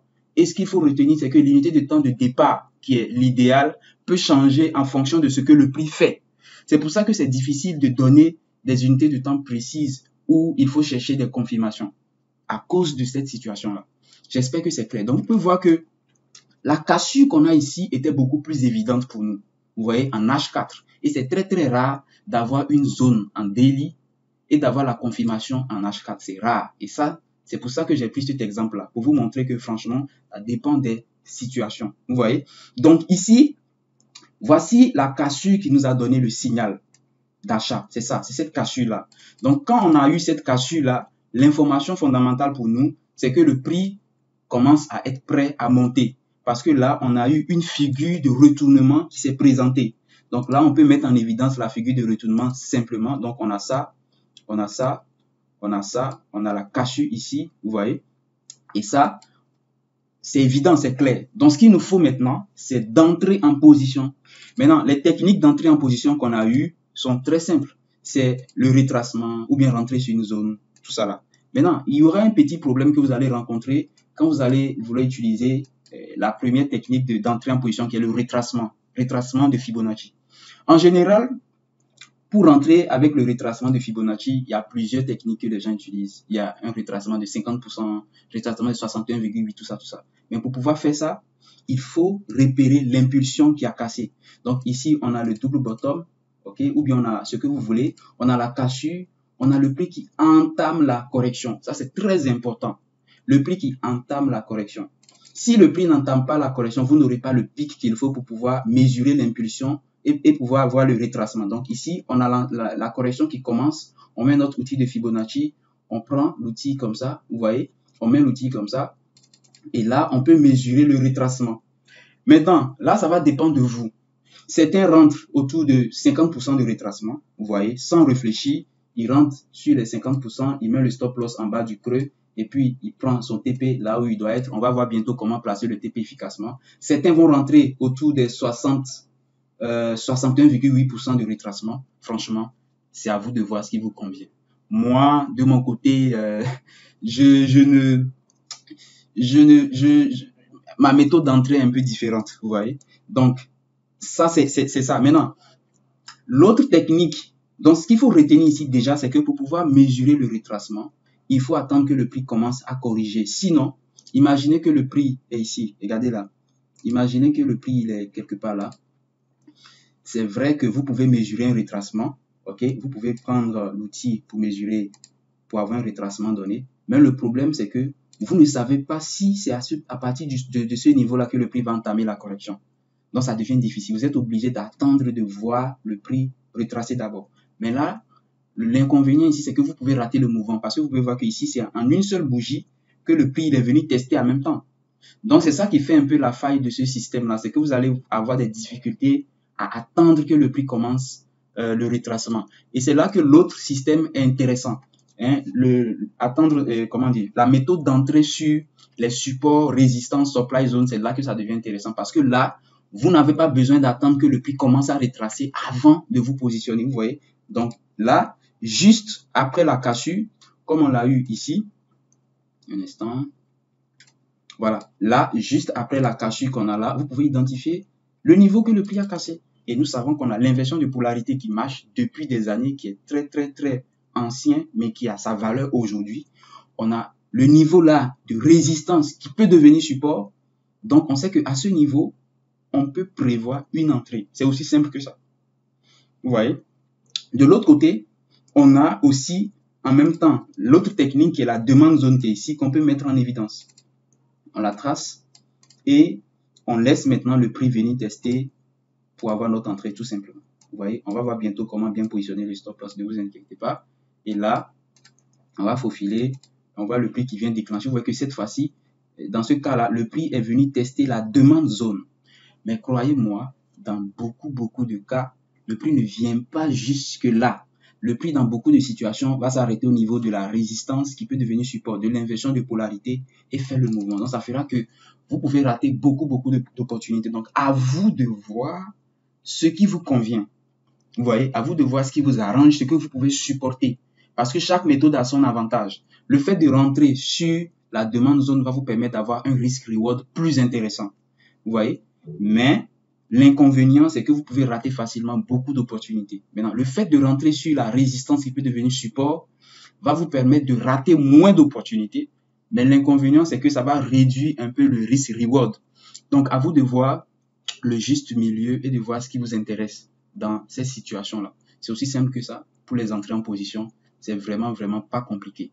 Le plus important à retenir ici, c'est que pour entrer en position, c'est cette cassure qui nous fait décider. C'est ça qui déclenche la décision. Et ensuite, nous cherchons l'endroit maintenant où il faut nous positionner. C'est aussi simple que ça. J'espère que c'est clair. Voilà. Voilà. Maintenant, nous allons parler maintenant du positionnement du stop loss et en même temps du positionnement du take profit. On va voir les deux en même temps. Franchement, ça peut sembler simple, mais c'est vraiment important de bien positionner le stop loss et aussi de bien positionner le take profit. Les deux sont très importants.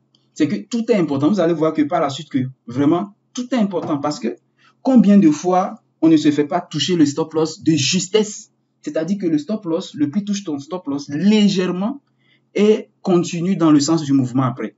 Ou bien le prix vient très proche de ton take profit et fait demi-tour, te sort en stop loss. Vous voyez ça fait extrêmement mal.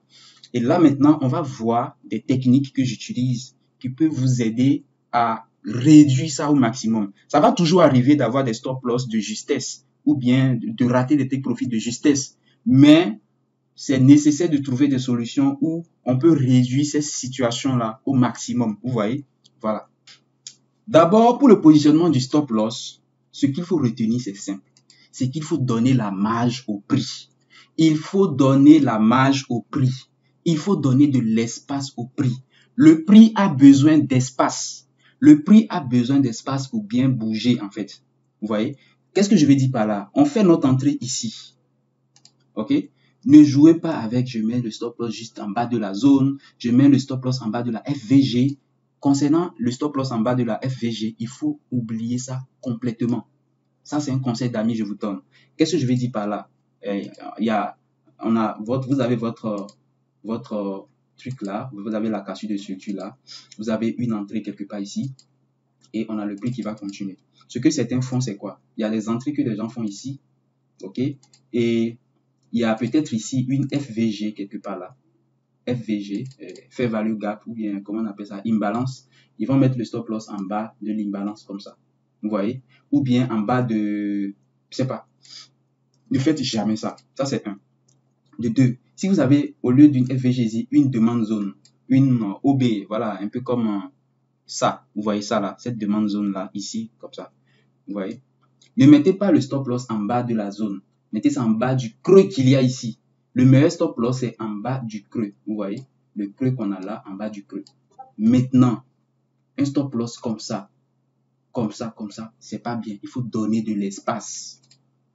Donne l'espace. Il faut faire en sorte que si ton stop loss est touché, vraiment, il n'y a plus d'option. C'est que vraiment, il n'y a rien à faire. Le prix s'est retourné, il est parti. Vous voyez? Il ne faut pas mettre un stop loss où le prix va te sortir, tu vas regretter après. Non, ça fait très mal. Mais c'est vrai que malgré ça, on aura quand même des stop loss. Mais au moins, il y a beaucoup de stop loss que vous allez éviter comme ça. Vous voyez? Donc, ici, c'est ça. Donc, ici, on rentre là. Vous voyez? On met un autre stop loss quelque part. Vous voyez? Quelque part là. Même quelque part là. C'est bon. C'est bon. C'est pas l'âge. Oubliez ces histoires de stop loss à 5 pips, à quoi. Non. C'est largement bien, quoi. Maintenant, pour le take profit, c'est là que je vais attirer votre attention sur quelque chose de très important, de très important. Ok? Regardez. Souvent, la première règle qu'il faut éviter, c'est quoi? Je vous avais dit qu'il faut connaître le mouvement prévisible, le mouvement que vous voulez prendre. Lorsqu'on vient en daily, déjà, on a eu une cassure de structure. Et je vous ai dit clairement que lorsque le prix fait ça, il casse la structure, l'information qu'on a, c'est qu'on a beaucoup de chances de continuer la hausse. Si le prix revient vous donner une confirmation, au maximum, vous vous arrêtez ici pour votre mouvement. Ne cherchez pas à ce que le prix casse. Bien sûr, vous pouvez avoir des stratégies où le prix va casser. Mais, croyez-moi, si vous êtes en daily ou en H4, les niveaux comme ça sont extrêmement solides. Le prix ne les casse pas aussi facilement. Avant de les casser, le prix peut corriger d'abord, il peut s'amuser, tout ça avant de casser. Et vous, psychologiquement, ça ne va pas du tout vous faire cadeau. Vous voyez? C'est pour ça que je vous recommande d'avoir votre confirmation quelque part là et au maximum de sortir quelque part ici. Mais sortir quelque part là, c'est pas n'importe comment. C'est-à-dire que ça ne se fait pas n'importe comment. C'est ça que je vais vous expliquer ici maintenant. Ici, quel est le pic où il faut sortir? Est-ce que c'est le pic de la mèche qu'il y a ici? Vous voyez? Ou est-ce que c'est autre chose? C'est pas le pic de la mèche. C'est la clôture qu'on a ici. C'est la clôture. Très important. C'est la clôture. Pour pouvoir repérer ça, moi j'arrive à repérer ça sans aller sur le graphique en ligne. Et vous pouvez venir sur le graphique en ligne et vous allez voir, il y a un pic ici. Vous voyez? Sans considérer la mèche. Donc ce niveau-là qu'on va tracer ici, vous voyez, c'est un niveau très solide. Généralement, sur le gros time frame, le daily, le H4, le weekly, votre time frame où vous analysez le contexte, vous choisissez la zone, tout ça, ce niveau-là, il ne faut pas blaguer avec. Vous voyez? Donc c'est là, c'est-à-dire que votre TP maximum ne doit pas dépasser ce niveau-là. Donc si vous voulez avoir un TP vraiment réaliste, c'est que déjà vous mettez le prix, votre TP en bas, ce niveau, largement en bas comme ça. Comme ça, vous êtes sûr que vous avez beaucoup de chances qu'il soit touché. Vous voyez? Donc, il ne faut pas venir mettre même le TP sur la ligne comme ça, ou bien comme ça. Non. Il faut faire un truc comme ça. Et là, vous êtes tout bon. Vous venez voir maintenant le H4. On va passer en tout là.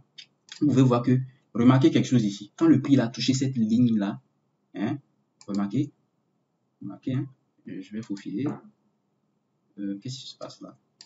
Voilà, regardez, quand il a touché la ligne en même temps, il a fait une baisse.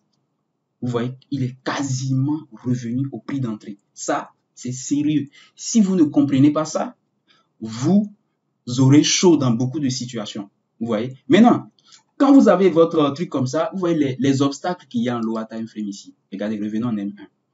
Les obstacles qu'il y a ici, là. Vous n'avez pas besoin de vous soucier de ces obstacles-là. Vous voyez, tout ça là, c'est normal. Ça, c'était une baisse. On a eu un retournement, donc le prix va monter. Il n'y a pas de souci ici. Vous voyez. En H4, venons en H4 ici. Vous voyez les supply zones qu'il y a ici, tout ça là. Vous n'avez pas trop besoin d'avoir peur. Pourquoi? Parce que le setup vient de très loin. Il vient du daily. Comme il vient de daily et qu'il vient d'une grosse zone ici et qu'on a une confirmation solide, on a beaucoup de chances de monter comme ça. Mais voilà, avec beaucoup de chances que le pic traverse ces zones-là qu'on a en bas. C'est aussi simple que ça. J'espère que c'est clair pour vous. Je vais vous montrer un autre exemple. Il y a beaucoup d'exemples où le take profit, il est très important. Imaginez que vous mettez le take profit ici. OK? Même si vous avez réussi l'entrée. Déjà, toute cette baisse-là, ça va vous traumatiser et vous avez beaucoup de chances même de mal gérer la position, de finir mal avec la position. Vous voyez? Prenons un autre cas. Hein. Nous, on a beaucoup tradé cette semaine. Et je vous dis encore, pour nous rejoindre, utilisez le premier lien épinglé en commentaire pour rejoindre mon groupe privé où vous allez apprendre des choses inédites. Notre stratégie unique qu'on utilise depuis des années, on la travaille, on l'améliore ensemble. Vous voyez, vous allez voir à quel point les choses sont devenues plus simples, plus limpides, plus claires pour vous. Donc ici, on vient avec un exemple. Là. Il y a eu un trade qu'on a pris sur AUD4. Voilà. AUD4. AUD4, je vais venir à la fin. Beaucoup de trades. Hein. Vous allez voir à quel point le take profit, il est très important. Si vous le manquez, vous manquez le take profit. Si vous manquez le take profit, ça peut être compliqué pour vous. Regardez ici. Vous voyez que si vous vendez, vous arrivez à vendre quelque part ici. Supposons, hein, vous avez une confirmation ici, vous vendez là. Vous voyez que j'ai mis une ligne même ici. C'est pas pour rien qu'il y a même cette ligne qui est tracée. Mais votre take profit, déjà, puisque c'est le daily. Vous ne devez pas mettre un take profit quelque part ici déjà. Ça peut passer, mais vous aurez chaud. Vous voyez? Mais ce niveau-là, c'est un niveau très important, très solide, qui va réagir. Donc, regardez le graphique en ligne, vous voyez que c'est un niveau très important. Donc, ça veut dire que normalement, votre take profit ne doit pas dépasser cette ligne-là déjà. Mais à l'intérieur de là à là, vous pouvez avoir un risque reward très intéressant. Vous voyez, remarquez que, descendons en H4, remarquez que quand le prix, il vient sur cette ligne-là pour la première fois, qu'est-ce qu'il fait? Il réagit sérieusement. Il revient une deuxième fois, il réagit sérieusement. C'est pas pour rien, c'est parce que tout simplement c'est un niveau solide. Vous voyez, c'est un niveau solide et vous devez vraiment le savoir. Je peux vous montrer beaucoup d'autres exemples, hein, mais voilà, c'est ça. Regardez ici, venons en H4 ici sur, ça c'est un trade aussi que j'ai pris sur toute la Euro NZD. Regardez là, je rentre quelque part ici, je suis rentré quelque part là. Et regardez quand le prix vient sur la clôture ici. Regardez là. Quand il vient sur la clôture ici, là. Regardez comment il ne traverse pas facilement. Il vient, il teste, il remonte. Bon, peut-être que vous ne voyez pas bien ici. Alors, on est en H1 pour que vous puissiez bien voir. Vous voyez, quand il vient sur la ligne pour la première fois, il teste, il remonte. Il fait ça, il remonte quasiment 2 fois. Pourquoi? Parce que c'est un niveau très solide. Vous voyez? Franchement, c'est très important. J'espère que vous avez vraiment appris cette vidéo. Likez cette vidéo et on continue avec la suite. Bon, là, maintenant, vous n'allez pas me dire que vous n'avez pas appris des choses inédites. Surtout, tout ce qu'on a vu, on a vu des choses exceptionnelles. Donc, j'espère que vous allez partager cette vidéo autour de vous. J'espère que vous allez liker, laisser des commentaires et tout ça. Maintenant, voyons la gestion de position. La gestion de position, elle est aussi vraiment très importante. Elle est très importante parce que c'est là où le côté émotionnel intervient le plus. Ok? C'est là où le côté émotionnel intervient le plus. Parce que vous allez remarquer que plus on est devant les graphiques, plus on peut stresser et tout ça. Parce qu'il y a quelque chose de fondamental qu'on néglige souvent quand il s'agit de gestion de position. Et je vais vous l'expliquer tout de suite. Ce qui se passe, c'est qu'en général, le prix ne va pas directement dans la direction qu'on veut. Regardez ici, je vous montre un trade que j'avais pris et là, ça va être plus facile de vous expliquer. Okay? Ça va être plus facile de vous expliquer les choses. Ça montre à quel point le prix, en fait, il ne va pas directement, facilement là où il est prévu qu'il aille. Vous voyez? Regardez ici. Vous avez ici une opportunité de vente là. Le prix casse la structure, on peut vendre quelque part ici. Vous voyez? Maintenant, regardez comment le prix, il a géré les choses. Supposons que vous rentrez ici. Vous voyez, supposons que vous rentrez ici, sur cette mèche-là. C'est là que j'étais rentré. Okay. Et supposons que vous avez votre take profit quelque part ici, par exemple. Ou bien vous avez votre take profit légèrement plus bas ici et que le prix rate, quoi. Vous voyez, quelque part là. Parce que peut-être l'opportunité vient du daily. Vous voyez. C'est-à-dire, l'opportunité vient du daily et puis vous savez que maximum, le TP, c'est la ligne rouge là que vous ne devez pas dépasser. Vous voyez. Voilà, ma connexion est en train de bugger un peu là. Voilà, donc vous rentrez quelque part là où j'avais indiqué. Voilà, donc vous rentrez quelque part là où j'avais indiqué et le TP, c'est quelque part ici. Vous voyez. Ok. Donc, qu'est-ce qui va se passer? Vous savez que ça, c'est le TP vraiment où le prix a beaucoup de chances d'aller. Mais, ce qui va se passer au cours du trajet. Vous savez que c'est de là à là, hein, de là à là, le mouvement que vous voulez prendre par exemple. Ouais. Et vous savez que lors du trajet, ça va pas être facile. Il y a beaucoup de problèmes. Regardez ce que le prix fait. Il vient ici, il te déclenche, il vient là, il revient là. Et là, la réaction qu'il a fait ici, c'est normal. Hein? C'est normal parce que je vous avais expliqué que là, c'est un niveau de clôture important. C'est pas n'importe quoi. Donc, ce niveau-là aussi, c'est normal qu'il réagisse. Vous voyez que le prix vient, il réagit dessus, il monte. Avant de revenir casser, traverser pour toucher le TP qu'il y a de l'autre côté. C'est pour vous dire à quel point le niveau là, il est solide déjà. Et à quel point le prix ne va pas directement dans la direction qu'on veut. Donc, il vient ici, il fait ça avant de venir ici. Donc, tout ça, ça fait que la gestion de la position peut être difficile. Vous voyez, qu'est-ce qu'il faut faire? Est-ce qu'il faut faire un BE rapidement lorsqu'on est dans certaines situations? Est-ce qu'il faut faire c'est-à-dire est-ce qu'il faut faire l'entrée et ne rien faire et laisser SL ou TP? Franchement, c'est difficile de choisir. Ce que moi je fais, c'est que ça dépend des situations. Dans ce cas-là, par exemple, je suis sorti BE. Je suis sorti BE parce que le risque que j'avais pris, il était élevé. C'était un setup à très forte probabilité, donc j'ai pris un risque très élevé. Donc, c'était difficile de laisser le prix, le TP il était ici, ouais, il était là. Le TP devait être touché. Donc, voilà, quand le prix il est venu quelque part là, vous voyez, quelque part ici, je savais que franchement, voilà, c'est un niveau solide, mais le montant que j'avais sur le compte faisait que je me disais, bon, c'est pas évident aussi d'être autant en profit, parce que c'est H4, hein, c'est pas évident d'être autant en profit et de revenir en perte.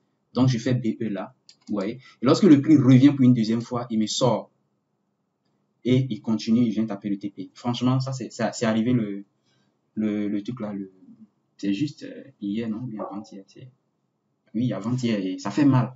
Mais, qu'est-ce qu'il faut faire là? C'est à vous de voir, franchement. Moi, ce que je fais, c'est que dans certaines situations, je laisse SL ou TP. C'est bien parce que ça permet d'éviter des situations comme ça.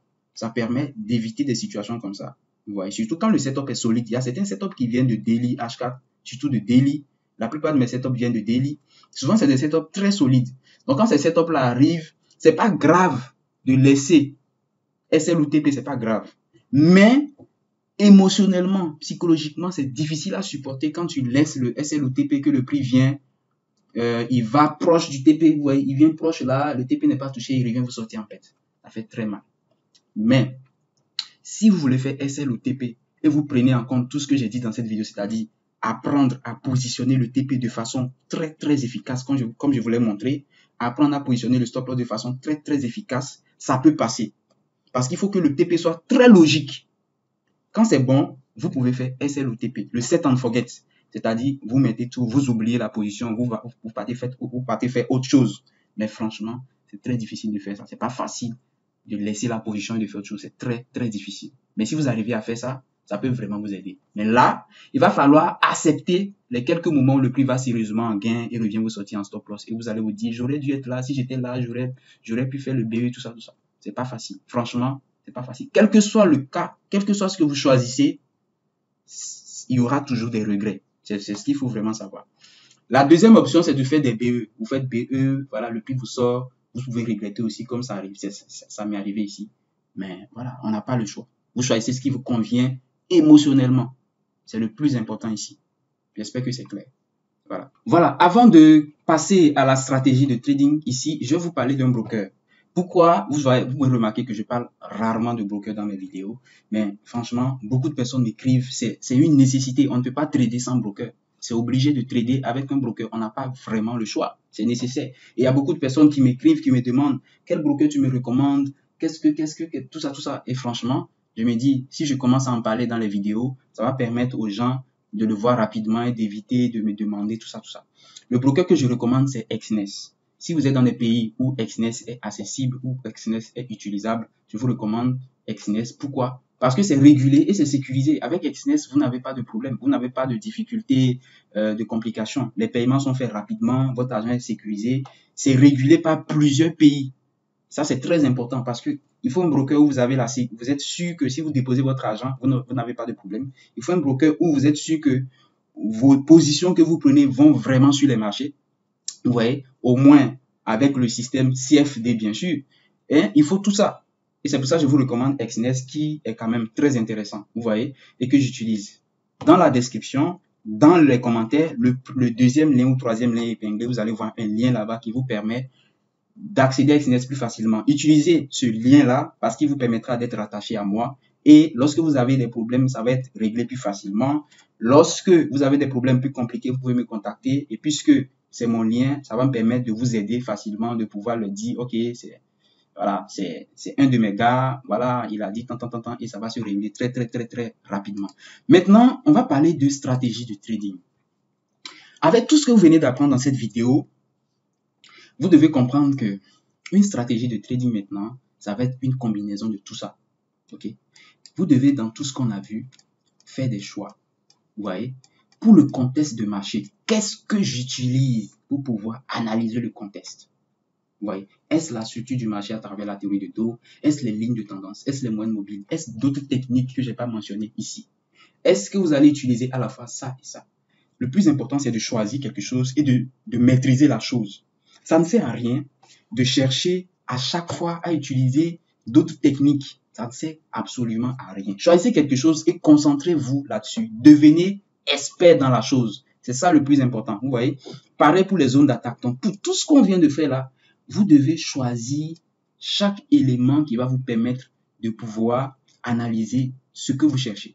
Donc ici, vous choisissez qu'est-ce qu'il vous faut. Est-ce qu'il vous faut pour les zones d'intervention, vous choisissez les supports résistance ou supply de demande, ou bien vous allez également utiliser les lignes de tendance, ou bien vous allez utiliser uniquement les supports résistance. Choisissez et concentrez-vous là-dessus. Vous voyez, les confirmations. Est-ce que vous allez utiliser les figures chartistes ou bien les chandeliers? Qu'est-ce qui vous correspond à vous? Dans quoi vous vous retrouvez plus facilement? Est-ce que ce que vous cherchez n'est même pas ici? Si c'est même pas là, cherchez et concentrez-vous là-dessus, maîtrisez la chose, vous voyez. Pour les entrées, la même chose. Pour le stop loss, le take profit, tout ça. Donc, le plus important, c'est de choisir votre combinaison d'outils qui sera nécessaire pour analyser tous les éléments qu'on a vus et de mettre en place votre stratégie à vous. Et là, maintenant, vous la vérifiez, la stratégie, et vous faites tout pour devenir expert dans la chose. La stratégie que moi j'utilise aujourd'hui, je vous le dis honnêtement, je n'utilise pas il y a 1 an, pas il y a 2 ans, pas il y a 3 ans, pas il y a 4 ans. J'utilise depuis longtemps. Et je travaille là-dessus, je l'améliore. Tout ce que j'entends par-ci, par-là, sur les réseaux, les nouveaux concepts qui sortent par-ci, par-là, ça n'influence pas ma stratégie. Au contraire, je suis rassuré parce que je sais que ce que je fais marche. Et donc, tout ce qui m'importe moi pour ma stratégie, c'est de l'améliorer dans quel sens? C'est de l'améliorer côté gestion de position. Vous voyez, côté gestion de position. C'est surtout ce côté-là que je travaille souvent, que je modifie légèrement, et surtout aussi le côté fréquence d'opportunités, parce que c'est des opportunités qui viennent essentiellement du daily. Vous voyez, et donc c'est ce que vous avez besoin. Vous voyez. Voilà, si vous voulez aller plus loin, comme je l'ai dit, vous voulez aller plus loin, utilisez la stratégie que j'utilise, utilisez mes techniques, se faire suivre par moi. Nous avons le lien en description, le premier lien qui vous permettra de rejoindre tout mon contenu, y compris mes vidéos de formation, y compris la correction, mon suivi qui est composé de correction d'exercices, Non mais là, attendez, je vous montre. Voilà, ici, nous sommes sur notre Discord. Vous pouvez remarquer que ici, on a le plan. Quand vous cliquez ici, vous allez voir qu'il y a le plan de trading que j'utilise moi-même. C'est-à-dire qu'à chaque fois que je vais placer un trade sur mon compte, le plan de trading que j'utilise, la stratégie que j'utilise, elle est bien détaillée, claire, schéma par schéma, ici. Et ici, il y a des exercices où on va entraîner tous les étudiants, tous les élèves à pouvoir maîtriser le plan. C'est aussi simple que ça. Donc ici, quand vous venez dans l'onglet exercice, vous allez voir le nom. Il y a le nom de beaucoup d'élèves ici. Donc ça, c'est un élève. Ça, c'est un autre élève. Ça, c'est un autre élève. Ça, c'est un autre élève. Ainsi de suite. Chaque ligne correspond à un élève. Et chaque élève poste ses exercices dans sa ligne, en fait. Et je discute avec lui seul. Personne n'a le droit d'écrire dans le poste des autres. Vous voyez. Donc, quand on prend par exemple celui-là, il n'y a que ces discussions, lui et moi, dans ce poste-là. Quand on prend celui-là, il n'y a que cette discussion, lui ou moi. Quand on prend celui-là, il n'y a que cette discussion, lui ou moi. C'est ça le coaching, vous voyez. Et l'objectif, c'est de les amener chacun à maîtriser la stratégie, tout simplement. Donc, quand je clique sur Romuald, par exemple, vous pouvez voir, il y a l'exercice 3, il publie l'exercice là, et il a même fait une petite vidéo. Et voilà, je fais une vidéo pour corriger l'exercice qu'il a publié.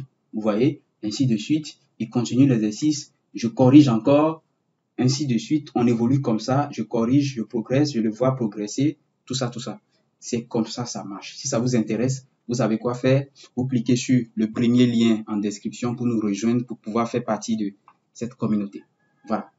Merci, on se dit rendez-vous à la prochaine vidéo. Ciao.